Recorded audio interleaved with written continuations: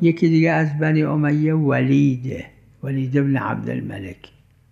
این یه روزی اسم خودشو خلیفه خدا و پیغمبر میگذاشت. نوشتن یه چیزی گفت ولید، یه نفر از اینا که بود اونجا به ولید گفت از خدا بترس، اتق الله. ولید گفت به من میگه اتق الله؟ امر کرد که بذارنش رو زمین، که یک کلمه نصیحت به ولید کرده. ولید از بنی امیه است، بنی مروان که از بنی امیه هستن.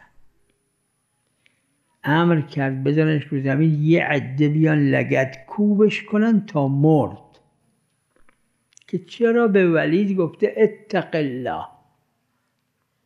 این نباید رسوا بشه تو دنیا، نباید جدا بشه از اسلام، این نباید به دنیا برسه که این خلیفه پیغمبر خدا نیست.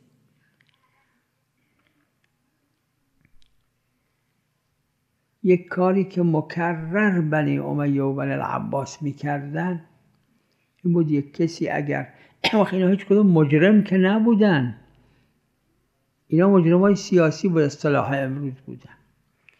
یعنی به ولید گفته که اتق الله.